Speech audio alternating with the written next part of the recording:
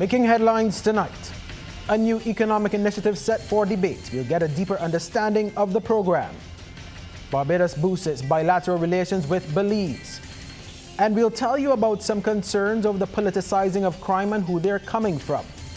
And in sports, the Kings win their last home game to jump to third spot in the CPL. Broadcasting from our studios in the Pine St. Michael, this is CBC NewsNight, starting now.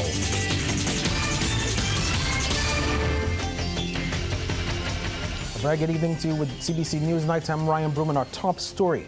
A new initiative designed to help ease the pressure of government's debt burden to be rolled out tomorrow. It's the execution of a debt for nature swap.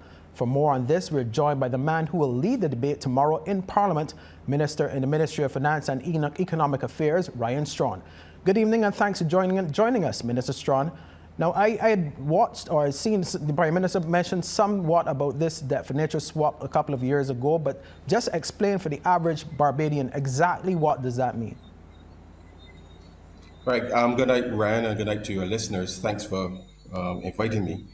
Basically, what we are seeking to do right now is to divert some of our existing debt payments to be able to achieve and advance a lot of work that we want to be able to do within the marine space. And therefore, what the debt for nature swap that we are seeking to execute, which is supported by the Inter-American Development Bank and the Nature Conservancy, is going to allow us to do a very set of innovational commitments on the environmental side, which is actually will be financed by the savings that will be accrued from the restructuring of this specific debt instrument. So we are going to buy back about $150 million of our existing debt, which at the moment we are paying around 6.5% interest. We are hoping to get that debt back at about 3.8%, 3.9% in that range, such that we are using the savings, the difference between the 6.5% that we are currently paying and what we will pay in the future, to divert those monies to advance and respond to the issues relating to beach erosion, coral reef restoration, marine spatial planning, and the like, with respect to being able to take better care of our marine space, but also to be able to provide long-term opportunities for our fishermen, the jet ski operators, and the like within that operate within the blue economy space.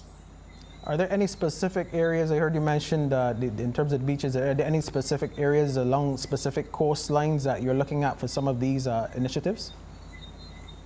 Well, the marine spatial planning, which will be done by our scientists in conjunction with the University of West Indies and the Nature Conservancy, will look at the entire marine space of Barbados. And once that research is completed, then designations and specific areas for what types of activities will be done. We've had a range of stakeholder meetings over the course of the last couple of years with many of the stakeholders, but we've reached the point now where we're ready to execute and divert the funds into the Barbados Environmental and Sustainability Fund, which would allow us then to kickstart, if you like, that research, which will identify the areas to which you refer. And therefore, as it stands right now, we look at our entire ocean effectively as a blank canvas, and therefore we will divert those payments to be able to help accelerate the research into those spaces in order to allow us to make those specific decisions. In the context of our debt service arrangements, just how big of a dent, how significant is this really in real terms, in terms of the dent that it could make in terms of our debt profile? Well, what we are doing is really a refinancing option. So the debt remains the debt. All we are doing is diverting part of the interest payment specifically to be able to use it for these marine conservation efforts. The reality is that right now we are under we need some fiscal space, and this specific arrangement allows us to, along with our existing budget within the environmental space, to augment the work that we are currently doing there, and therefore we are repurposing expenditure that we are already making with respect to debt service and helping to advance the work, for example, of the Coastal Zone Management Unit, the National Conservation Commission, in terms of works that they may execute along the coastline, and other stakeholders like the University of West Indies and the TNC, with respect to being able to look at the entire marine space, fund the research that is required to help us to make the best decisions in order to and then ensure that the stakeholders, that there's a long-term benefit with respect to engaging within the blue economy space.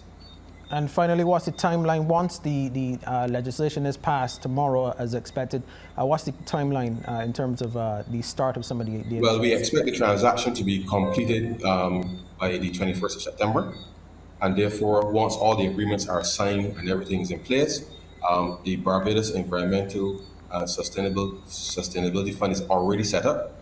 And therefore, at the next set of debt service that will come due unknowing, then we will be in a position then to start diverting portion of those debt savings into the fund, which will then kickstart some of the activities around the marine conservation plan, as well as other milestones which are outlined in the agreement. But more of that will be outlined tomorrow during the debate. Thank you so much, Minister Strong, Minister Ryan Strong, Minister in the Ministry of Finance, telling us about that debt for nature swap. That debate will take place tomorrow in Parliament. Thanks again, Minister Strong. Thank you. Okay, continuing with the news now, the foundation has been laid for an agreement of collaboration between Barbados and Belize. Barbados Ambassador to CARICOM and the island's non-resident High Commissioner to Belize, David Comachong, says it will be anchored in a joint commission for cooperation. Ambassador Comachong was in the fellow CARICOM state where he held wide-ranging discussions with several top officials, including the Governor-General, along with the country's Prime Minister and Minister of Tourism. On the Conversation on CARICOM segment of CBC TV 8's Morning Barbados, he updated the country on developments in Belmopan. He says all areas of cooperation are being looked at. From the blue economy to tourism, to agriculture, to educational exchanges, etc., etc. Now, Belize is a very important country. It's a very important CARICOM country. It is the only CARICOM country in Central America. So that in itself makes it significant. It is CARICOM's gateway to Central America. Mm-hmm. Now, Ambassador Comachong supports having a strong bilateral relationship with Belize.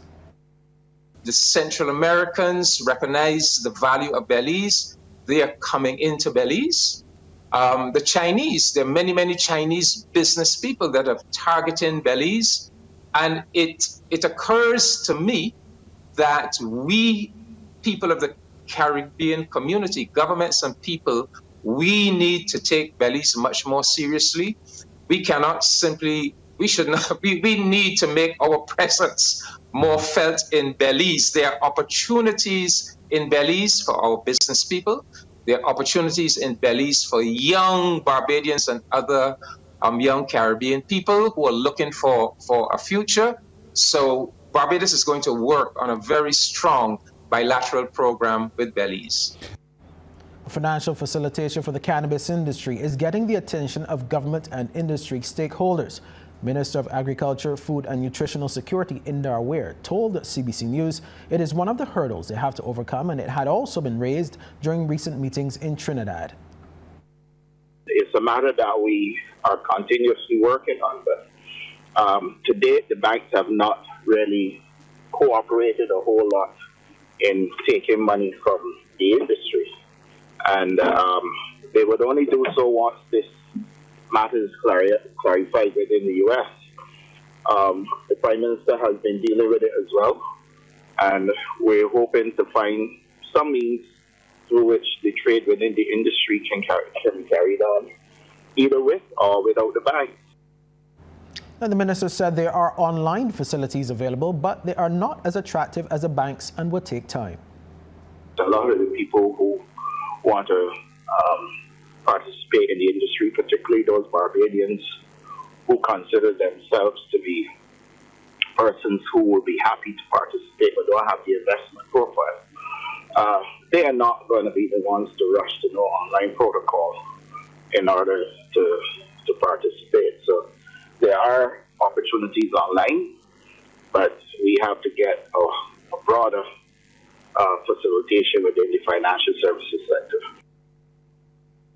And the music of Barbados echoed through the St. Giles Cathedral in Edinburgh, Scotland this morning during a service for Britain's Queen Elizabeth II.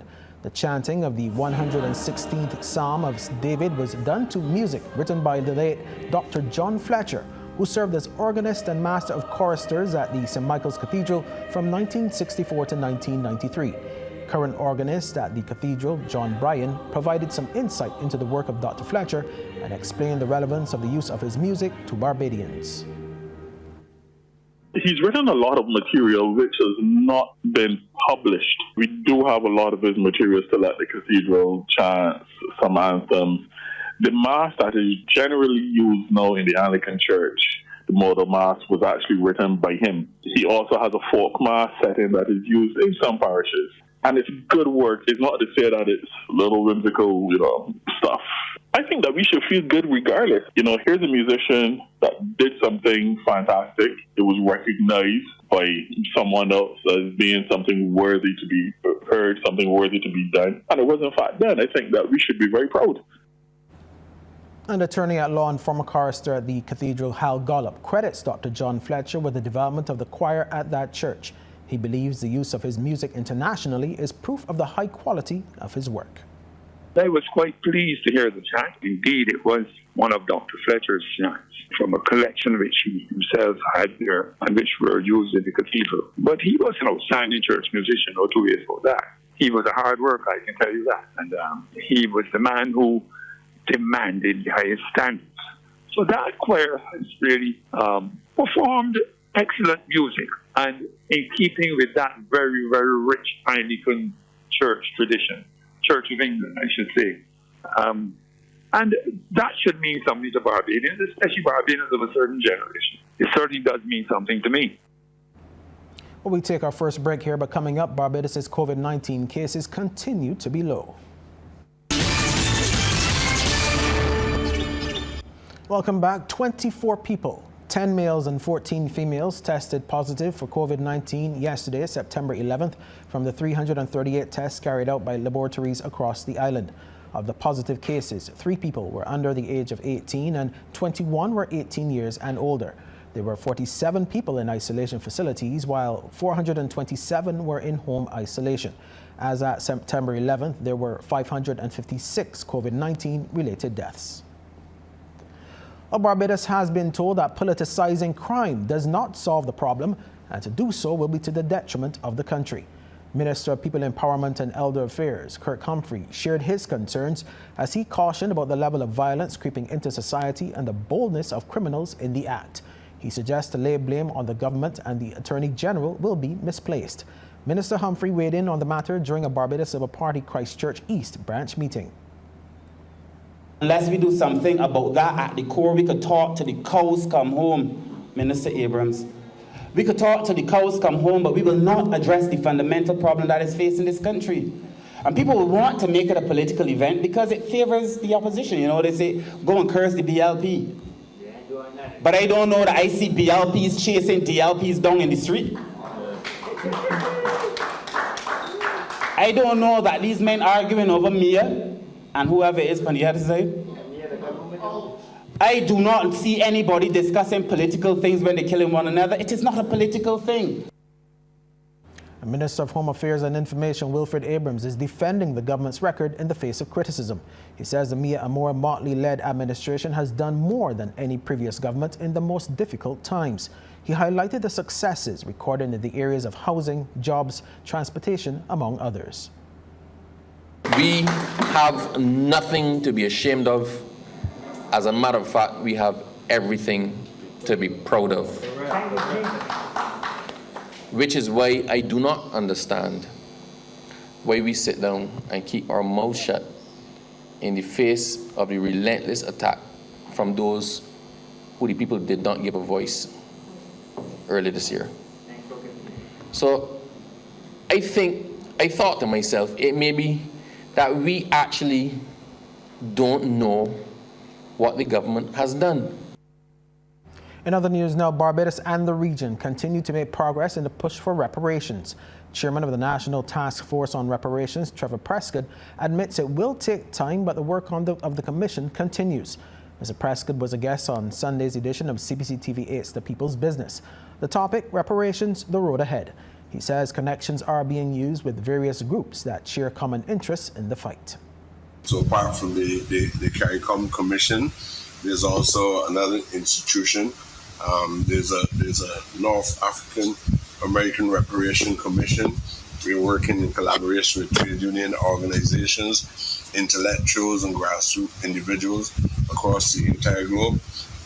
On the African continent, in North America, in the UK, they're also working with also political entities across the entire world, because this call for reparation is really a global call. Outgoing co-chair of the Global African Congress, Sakaya Thomas, says his group intends to continue to lobby and press for the Caribbean to do more on the reparation agenda. He says leadership is key at this time. Plain and simple. Barbados' key to success is a question of leadership. You have a leadership of the country at this time who decided that, look, enough is enough. There's no longer any need to accommodate an oppressive institution. There's no need to continue to make any excuse. And she moved straight forward ahead. And what has been the result? A lot of people were predicting, looking at the media, a lot of people were predicting chaos, a whole bunch of other things falling out. I have not seen any sign of that. In fact, as you know, I lived in Canada, and with the passing of the Queen, there was a tremendous amount of debate about the future of the monarchy. Topping business, a group of young entrepreneurs has been told it will take innovation and creativity for them to move their business ideas to reality. But they've also been told that building their business on a platform of service to the customers is what will make them successful. The advice from Minister of State in the Ministry of Foreign Trade and Business, Sandra Husbands. She was addressing the participants in the Pinelands Creative Workshop sponsored Creating Innovative Thinkers in Business training program, which opened this morning at the Spirit Bond in Bridgetown. I've seen businesses fail when we develop a product, we develop a service, but we want to package and deliver it in the way that pleases us. I've seen boutiques that stock only those things that suit the owner, the colors, the styles. Amazing.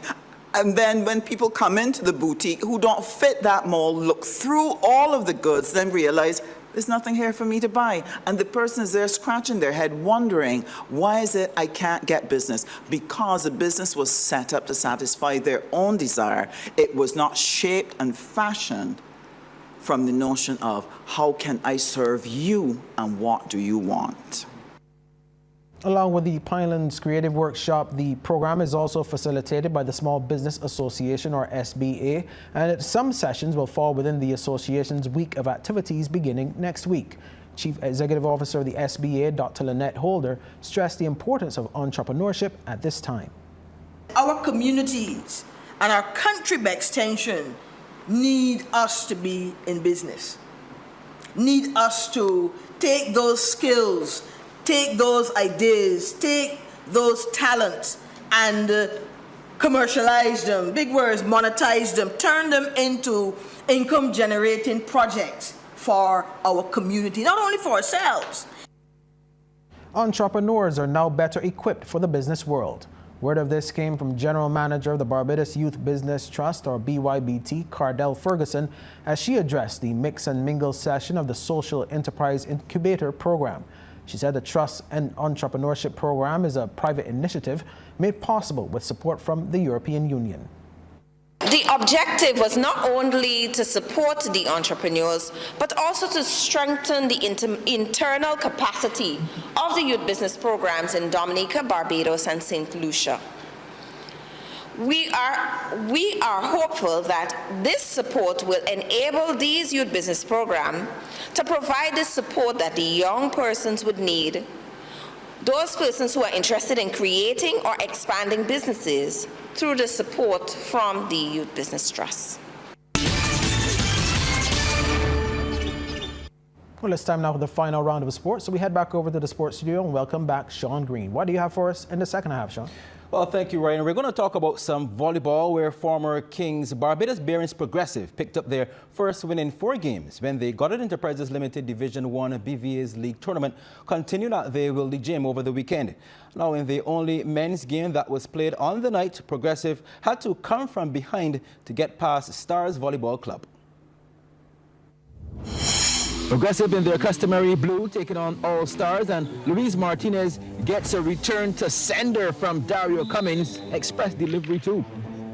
Progressive now serving, and Martinez in their do again, and a dink before you blink from Darian Hurley. Kareem Grant serving cross court, and the Progressive team had a plan for that ball, and eventually from the short set, and Cummins goes down to the middle. Martinez once more serving, and this time Progressive wouldn't be able to take advantage, resulting in the ball heading back over to All Stars. Martinez sets, and the high-flying Jason Henley kills as All Stars took the first 2 at 23-21. Let's fast forward a bit into the games, and this time it's Progressive able to set things up beautifully for this to happen. Execution, spike to perfection. Jerome Stewart serving for the Progressive men. The libero to Martinez, who sets in limbo, and Ivan Grant cashes in. Stewart with another serve, and when All Stars didn't make the best of it, Progressive had another bite at the cherry to formulate some sort of offense. And when that failed, All Stars received another free ball, and check out Jonathan Aline delivering the shot of the night, leaving the Progressive team stunned. Ronaldo Christie gets his time to serve, and they set up forms the foundation for this magnificent play buried deep in the All-Stars camp as Progressive rallied back to win the next 2 at 23 and 21 as well. And when it came down to the 10th, 5th set, Team Progressive would play the better finish, polishing off a tough challenge from the winless All-Stars at 15-9. Well, from the court to the track, where pre-race favorite Renee, ridden by Eric Daniel, won the featured race 8 at the end of season race day at the Garrison Savannah on Saturday night. The winner taking home $9,350, going over 1,570 meters. Fillmore's cruising up on the inside to go third. Then there's Kid and Star on the outside, Rennie. Jack Manani has one beaten at this point, and that is $17 million US. The opening quarter, 24-4. The half mile, 49-2. They round the far turn, past Brigade House. They've just got about 3 to go, and it's Marengo being pressed now by Ollivander on the outside. Rennie runs a good race. It's last one, I promise, is next. Then on the inside, Fillmore's Kid and Stars found his best stride. Jack Manani has dropped to be $17 million US. Still has all to pass. They've got a quarter mile left to travel. And inside the quarter pole they come, and it's Rennie who shoots through and picks it up. On the outside here is Kid and Star. On the inside, Fillmore's looking for steam to run through. It is on the inside, Rennie. Well, on the outside, here comes Kid and Star. It's Rennie from Kid and Star. Rennie and Kid and Star. Rennie from Kid and Star. Rennie's staying on, and she's going to rip her hole. Rennie's going to win it. Wins it now by about 2 lengths. And that's our news package. On behalf of the entire team, thanks for being with us over the past hour, and do have a good night.